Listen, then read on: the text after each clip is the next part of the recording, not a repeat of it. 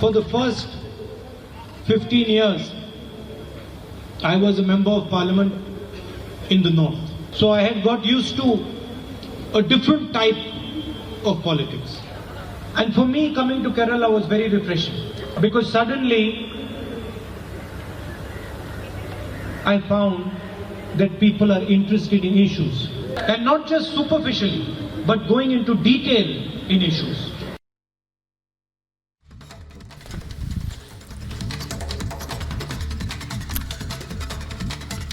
तो राहुल गांधी का ये बयान आपने सुना, उन्होंने किस तरह से उत्तर भारत के लोगों पर तंज कसा था। गिरिराज सिंह का राहुल गांधी पर भी हमला सामने आया है। गिरिराज सिंह ने राहुल गांधी पर हमला बोलते हुए कहा है कि अमेठी हारे तो अमेठी छोड़ दी, अब रायबरेली भी हारेंगे। ये बात गिरिराज सिंह ने कही है, सुनवाते हैं आपको। गांधी परिवार अब जहां से हारती है वहां फिर दोबारा नहीं जाती। अब जैसे अमेठी से हार गया, राहुल गांधी हार गए, अब अमेठी छोड़ दिए। इस बार रायबरेली भी हारेंगे, वहां छोड़ देंगे। मैं तो पहले ही कहा। कार्यकर्ताओं की प्रतिक्रियाएं भी सामने आई हैं, जरा उसको भी सुन लीजिए। राहुल जी अपनी माँ की सीट संभाल रहे हैं, जनता में ये उत्साह है, जनता इंतजार कर रही थी।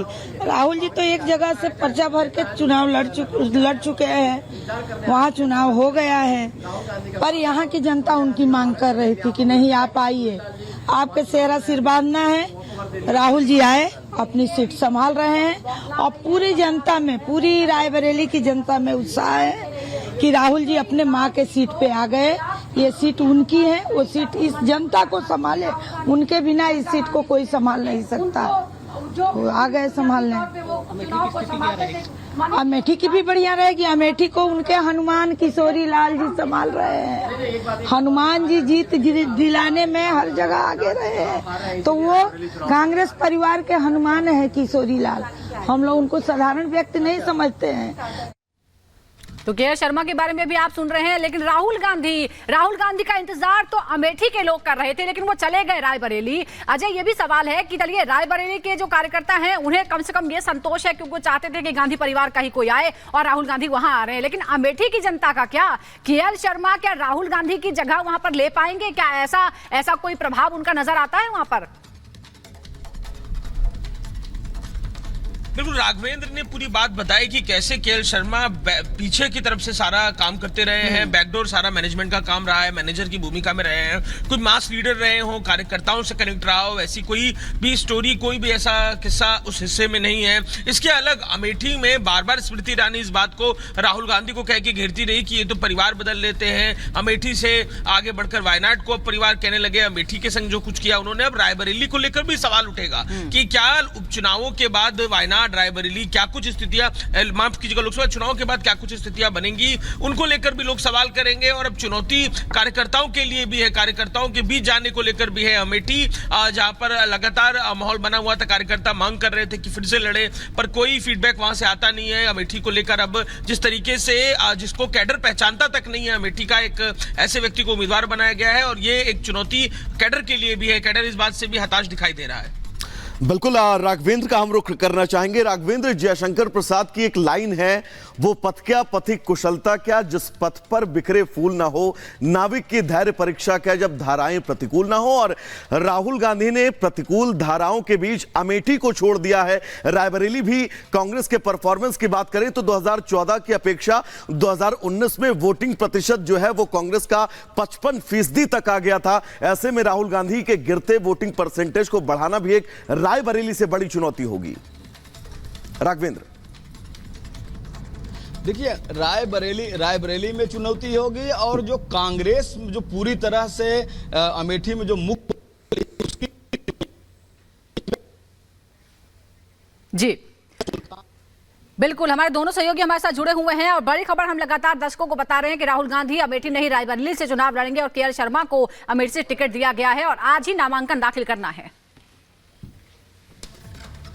तो देखिए, पिछले दिनों पीएम मोदी ने चुनावी रैली में कहा था कि राहुल के लिए कांग्रेस सेफ सीट खोज रहे हैं, आने वाले समय में वो वायनाड से भी भागने वाले हैं। देखिए जरा। कांग्रेस के जो शाहजादे हैं उन्हें भी वायनाड में संकट दिख रहा है। जैसे ही 26 को वायनाड में वोटिंग पूरा हो जाएगा, ये शाहजादे के लिए एक और सुरक्षित सीट घोषित कर देंगे और कहीं और से फिर से लड़ाना पड़ेगा उनको। अब जैसे इन्होंने अमेठी से भागना पड़ा, अमेठी छोड़ा, अब मान के चलिए वो वायनाड भी छोड़ेंगे। तो चलिए अब आगे बढ़ेंगे। दरअसल गांधी परिवार के दामाद रॉबर्ट वाड्रा ने इस बात को लेकर इच्छा भी जताई थी कि वो रायबरेली से चुनाव लड़ने की इच्छा रखते हैं। सुनवाते हैं आपको। देखिए, पूरे देश से पुकार है कि मैं सक्रिय राजनीति में आऊं, पर यह है क्योंकि मैं देश के लोगों के लिए हमेशा निकलता हूं, लोगों के बीच में रहता हूं। मैंने 1999 से वहां प्रचार किया, लोगों के बीच में रहा और 2004 में भारी बहुमत से सोनिया जी को जिता के लाए। वहां के लोग हमेशा चाहते हैं कि मैं उनके साथ उनके क्षेत्र में आऊं। तो रॉबर्ट वाड्रा लगातार दम भर रहे थे, दावा कर रहे थे कि वो लड़ना चाहते हैं और जनता भी उन्हें पसंद करती है। हालांकि ऐसा कुछ हुआ नहीं, राहुल गांधी खुद रायबरेली चले गए हैं। लेकिन राघवेंद्र, बड़ा सवाल यह है कि पिछली बार अमेठी और वायनाड, अमेठी से हारे, वायनाड में रह गए। अब अगर रायबरेली जीत भी जाते हैं तो चुनेंगे किसको? क्योंकि पिछली बार तो उन्होंने वायनाड का रास्ता चुना था और जब भी हम सुनते हैं तो वायनाड को की तारीफ करते हैं, वायनाड को अपना परिवार बताते हैं।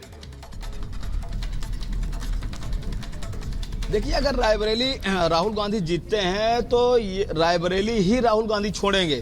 सिर्फ देखिए, रायबरेली और वायनाड सीट की बात नहीं है। कांग्रेस जिस दिशा में बढ़ रही है, जिस दिशा में वो काम कर रही है, वह बहुत माने है, उसका संकेत है।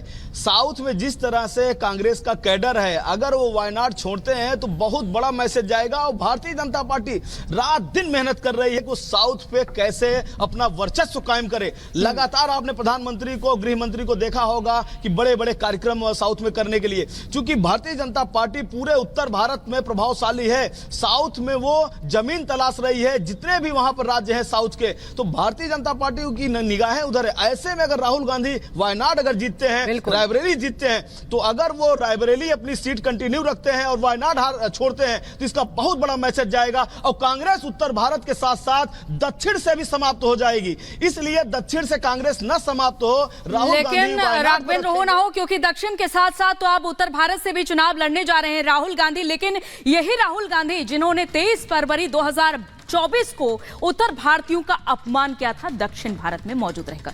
जरा सुनिए। For the first 15 years, I was a member of parliament in the north. So I had got used to a different type of politics. And for me, coming to Kerala was very refreshing because suddenly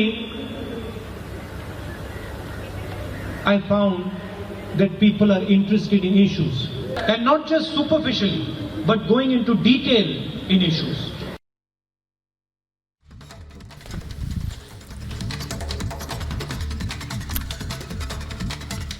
तो राहुल गांधी का ये बयान आपने सुना, उन्होंने किस तरह से उत्तर भारत के लोगों पर तंज कसा था। गिरिराज सिंह का राहुल गांधी पर भी हमला सामने आया है।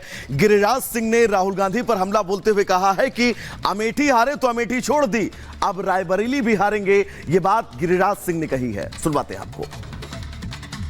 गांधी परिवार अब जहां से हारती है वहां फिर दोबारा नहीं जाती। अब जैसे अमेठी से हार गया, राहुल गांधी हार गए, अब अमेठी छोड़ दिए। इस बार रायबरेली भी हारेंगे, वहां छोड़ देंगे। मैं तो पहले ही कहा